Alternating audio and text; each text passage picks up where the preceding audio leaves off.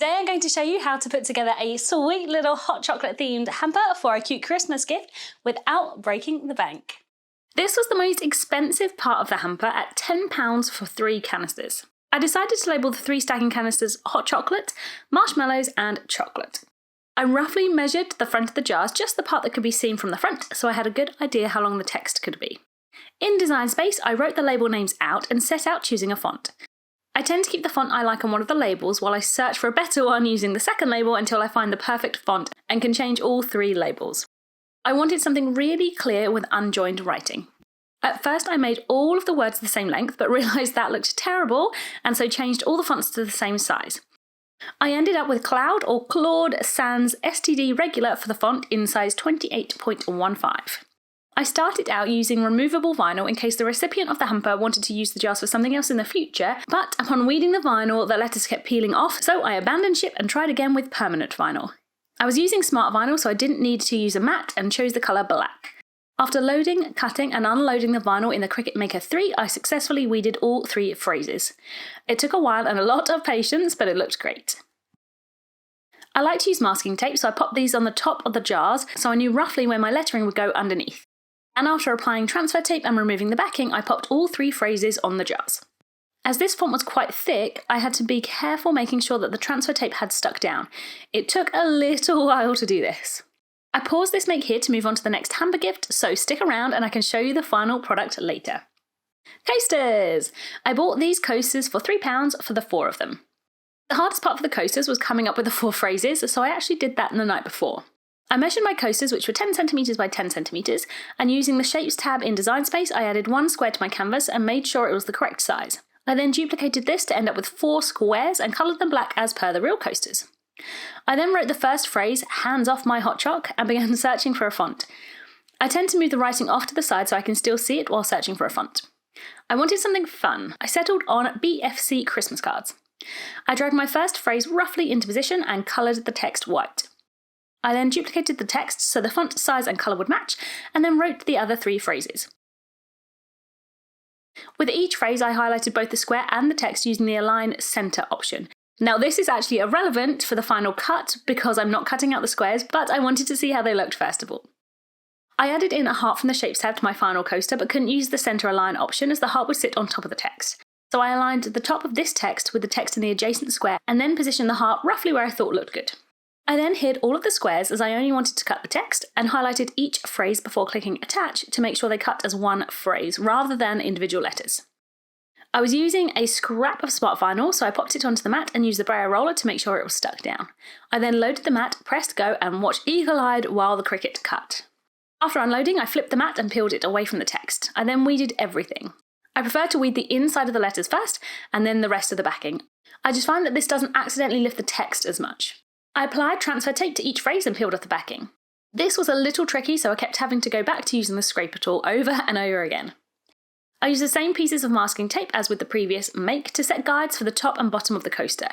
I then used the lines on the green mat that I happened to already have underneath to line up each phrase before attaching to the coaster. I again had to use the scraper tool a lot to help get the lettering transferred nicely. I repeated with the other 3 coasters until I had completed the whole set.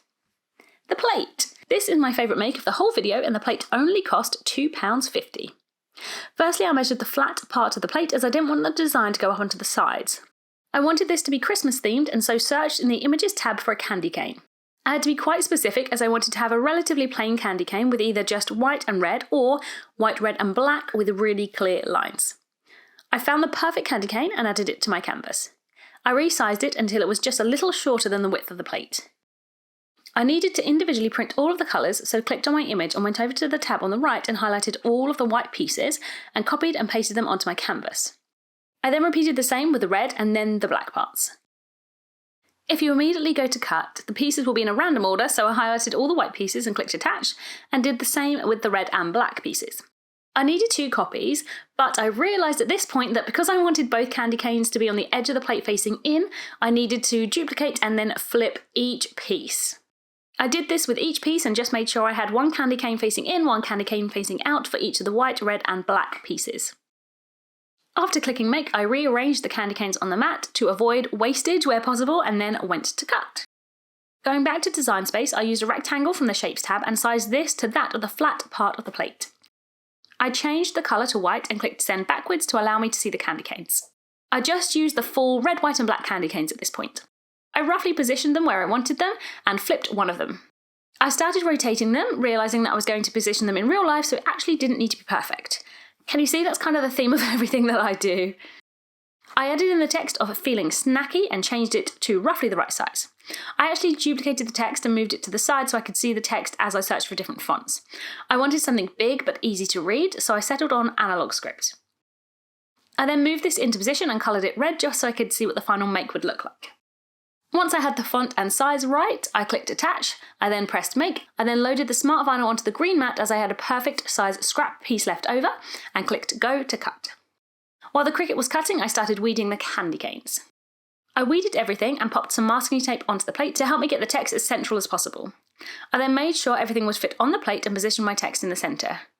I used transfer tape to do this, as with the previous makes, and used my fingers and then the scraper tool to make sure that this was really stuck down. I then removed the masking tape and transfer tape. Now was the time for my favourite part, the candy canes. I started with a black outline. I used transfer tape to position them both on the plate, and when happy with their positioning, stuck them down as with the above. I then removed the transfer tape. I then moved on and did the same with the red pieces. It was much easier to position the red on top of the black guidelines and outline than I thought. I then stuck it down and then peeled off the transfer tape. At this point, the candy cane actually looked great, and I wasn't too sure if I needed to add the white, but I did for two reasons. Number one, I had already cut the white parts and didn't want to waste them, and number two, I thought it might make the candy cane last longer if it was filled in with all of the colours. I'm not too sure that that's what really would happen, but I went for it anyway and popped the white onto the plate as with the above. I am so happy with how this turned out. Now, I will just say that the intention of use for this plate is for it to be used with wrapped sweets and food, just to make sure the food doesn't come into contact with the vinyl, making the food still safe to eat. The snowflake mug. I originally went for a cheaper white china mug, but actually preferred this slightly more expensive mug at £3. I actually planned out this mug in full on Design Space, but let me tell you how happy I was to discover that I already actually had the perfect snowflakes cut out. These were from trial and massive error with a different make of a Christmas cold cup. I do have that make in my Christmas gifts video in case you want to check that out. Anyway, I made these white snowflakes too big for the cold cup, but I'm so glad I kept them as it meant that I had the perfect size and colour snowflakes for this mug.